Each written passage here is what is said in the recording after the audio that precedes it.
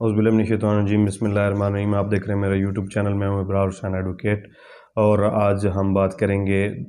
पाकिस्तान में दूसरी शादी का कानून क्या है, और दूसरी शादी करने के लिए क्या तरीक़ाकार इख्तियार किया जाता है और क्या कानून है, और बग़ैर इजाज़त यानी कि पहली बीवी की इजाज़त के बग़ैर अगर आप दूसरी शादी करते हैं तो उसकी सज़ा क्या है, कानून क्या है। और ये सेक्शन 6 है मुस्लिम फैमिली लॉ ऑर्डिनेंस 1961 का सेक्शन 6 है पॉलीगैमी। और इसमें बड़ा वाज़िया तौर पे ये कहा गया है कि अगर कोई शख्स जिसकी पहले ऑलरेडी जो है वो बीवियां हैं या बीवी है, और उसने पहले ही उसकी शादी जो है वो एग्जिस्ट करती है और पहले से शादीशुदा है और उसकी बीवियां पहले भी हैं जिनको उसने तलाक नहीं दी हुई, वो निकाह में हैं और उसकी मनकूआ हैं, तो फिर उसको अगर दूसरी शादी करनी है तो फिर उसका तरीक़ाकार ये है कि वो दूसरी शादी जो है वो मसालहती कौंसल जो है उससे बज़रिया इजाज़त जो है और तहरीरी इजाज़तनामा उसका लेगा, और इजाज़तनामा लेकर ही दूसरी शादी कर सकता है। अगर दूसरी शादी वो करेगा और उसने इजाज़त नहीं ली होगी दूसरी शादी की मसालहती कौंसल से, तो उसकी दूसरी शादी जो है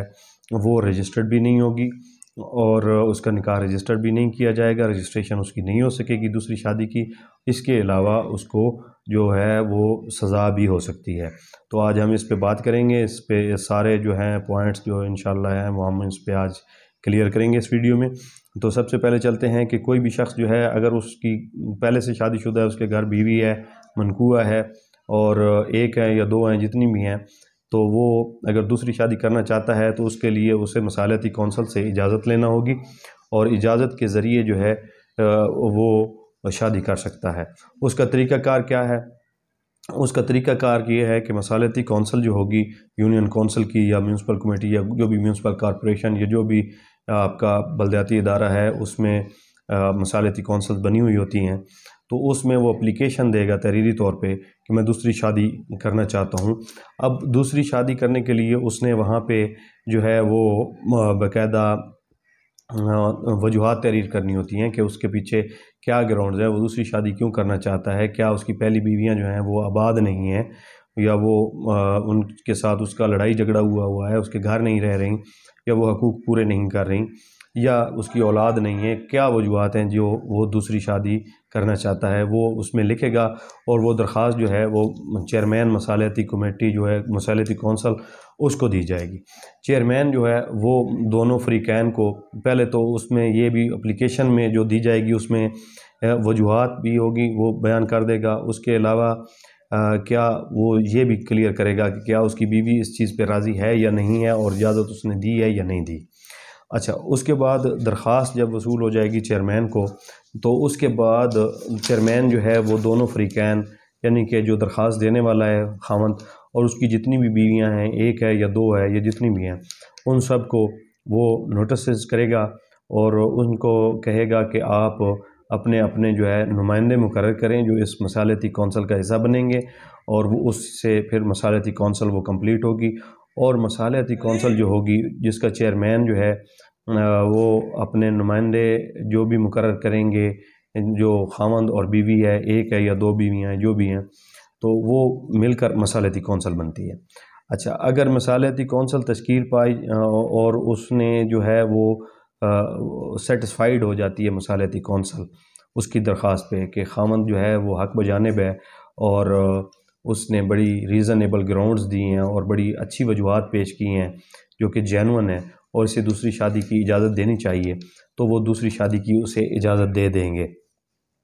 और अगर वो समझें मसालहती कौंसल वाले कि जब वो दूसरी शादी की इजाज़त वो खावंद को देने लगें तो वो कुछ साथ में शराइत भी रख सकते हैं, और जो भी शराइत उसमें वो फ़ैसले में अपने लिखेंगे कि अगर वो शादी, बाज़ दफ़ा ये होता है कि वो मशरूत जो है वो इजाज़त देते हैं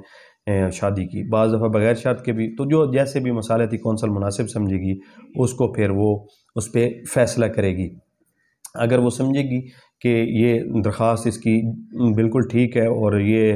इसकी वजूहात हैं और इसको इजाज़त देनी चाहिए थी, तो वो इसको मसालहती कौंसल इजाज़त दे देगी। अगर मसालहती कौंसल जो है वो जो भी जिस फ़रीक़ के हक़ में भी फ़ैसला देगी तो उसने अपनी पूरी वजूहात लिखनी है یعنی جس طرح سے ایک جج اپنا فیصلہ لکھتا ہے تو اس کے پیچھے وہ وجوہات لکھتا ہے کہ میں نے کس وجہ سے کس گراؤنڈ سے یہ درخواست منظور کی ہے، یا اس درخواست منظور کرنے کے پیچھے کیا کیا وجوہات ہیں، میں کیوں منظور کر رہا ہوں، وہ لکھنی ہوگی۔ اگر اسی طرح مصالحتی کونسل جو ہے وہ درخواست اس کی خارج کرے گی یا ڈکلائن کرے گی تو وہ بھی لکھے گی کہ وہ خامند کی درخواست جو ہے وہ دوسری شادی کی اجازت کی کس وجہ سے خارج کر رہی ہے یا منظور نہیں کر رہی۔ جو بھی فیصلہ آئے گا مصالحتی کونسل کا، اگر مصالحتی کونسل جو ہے وہ بیوی کی دوسری شادی جو ہے خامند کی اس کی درخواست منظور کر لیتی ہے اور خامند کو اجازت دیتی ہے کہ وہ دوسری شادی کر لے، یا وہ اگر اجازت نہیں دیتی اور درخواست خارج کر دیتی ہے اور فیصلہ دے دیتی ہے کہ اسے کوئی اجازت نہیں ہے شادی کی، تو کوئی بھی فریق جو ہے جس فریق کے خلاف بھی فیصلہ آئے گا، خامند کے خلاف اگر فیصلہ آئے گا یا بیوی کے خلاف فیصلہ آئے گا مصالحتی کونسل کا، تو وہ اس کے خلاف ریویژن کی پٹیشن فائل کر سکتے ہیں، یا جسے ہم اردو میں نگرانی کہتے ہیں، تو وہ نگرانی جو ہے مصالحتی کونسل کے چیئرمین کے فیصلے کے خلاف جو ہے وہ آپ گزار سکتے ہیں کلیکٹر کے پاس، اور کلیکٹر جو ہے وہ پھر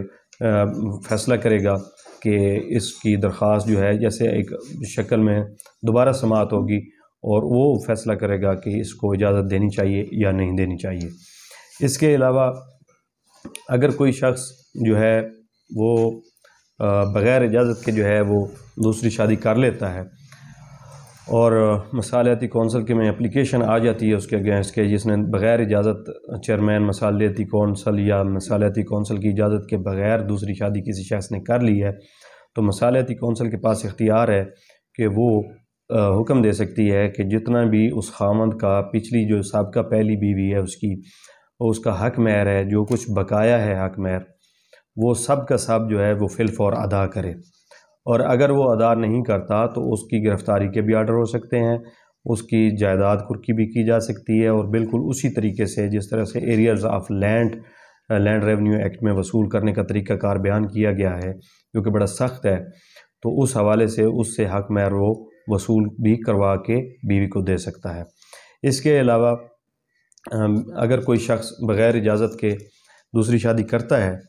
تو بیوی جو ہے وہ اس کے خلاف استغاثہ دائر کر سکتی ہے، اور اس استغاثہ میں جو ہے وہ آ کے ثابت کرے گی کہ اس نے جو ہے دوسری شادی کی ہے اور وہ میری اجازت کے بغیر کی ہے، مصالحتی کونسل کی اجازت نہیں لی گئی، اور اس نے پروسیجر کو فالو نہیں کیا جو پاکستانی قانون کا ہے،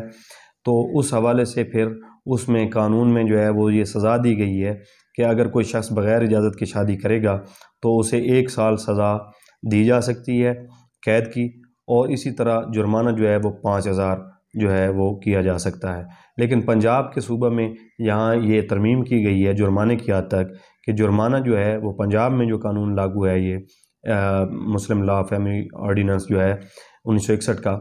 تو اس میں انہوں نے ترمیم کر کے 5000 کی بجائے 5 لاکھ تک کر دیا ہے، یعنی کہ عدالت کو اختیار ہے